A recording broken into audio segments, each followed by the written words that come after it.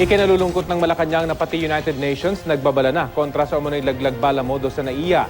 Ang ilang OFW naman natatakot ng magbalik bayan sa ngayon dahil baka raw mabiktima rin sila ng modus. Narito ang aking report.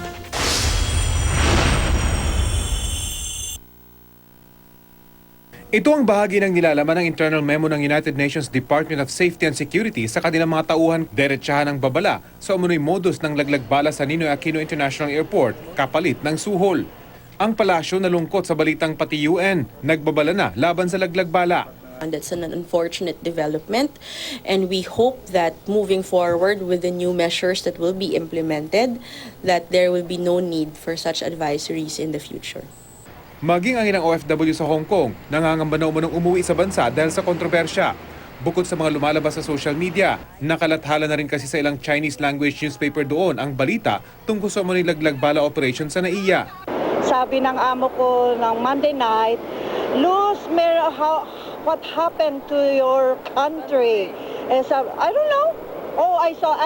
Pinakita niya itong newspaper. Sabi niya, next time when you go home, you have to take, mag-ingat ka.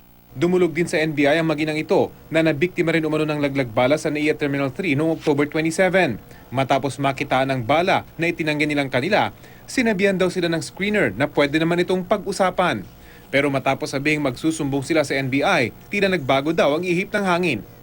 Tapos sabi niya, ganito na lang, ilihim na lang natin to kaysa maabala kami dahil pag may mga hearing, yung pamasahe pa daw galing sa bulsa pa nila, tapos abala pa. Palabasin na lang natin na anting-anting yung nakuha sa'yo. Ang isang dating biktima ng umunoy laglag bala operation sa NAIA Terminal 1 noong 2011, nagpayo sa mga nagrereklamo na dapat magsampa sila ng kaso. Nagbayad daw siya noon ng humigit kumulang 3,000 piso sa isang pulis para malusutan ang bintang na may natagpo ang bala sa kanyang bag. Tila sa raw na nakabaliktad ang ID ng screeners na umunoy nakakita ng bala sa kanyang bag kaya nang magsumbong sa pamunuan ng NAIA, hindi ito naaksyonan dahil hindi niya napangalanan. Pero nang magsumbong sila sa PNP, umaksyon naman umano ang mga pulis at natanggal sa posisyon ng tauhan ng PNP na inabutan niya ng pera. Wala kang closure sa NAIA kasi walang nangyari. Walang nangyari sa kaso ko. Although may closure ako kahit pa paano sa PNP, sa police officer in charge. Kasi somehow na-resolve naman kahit pa paano. Mga otoridad na mismo ang nagpapayo kung may duda sa ginagawang screening ng inyong mga bagahe, pwedeng i-video ng mga pasahero ang ginagawang inspeksyon at kung sakaling namang maakusahan at kayo naman ay inosente, huwag magdalawang isip na magsampa ng kaso at patunayang kayo ay biktima at hindi akusado.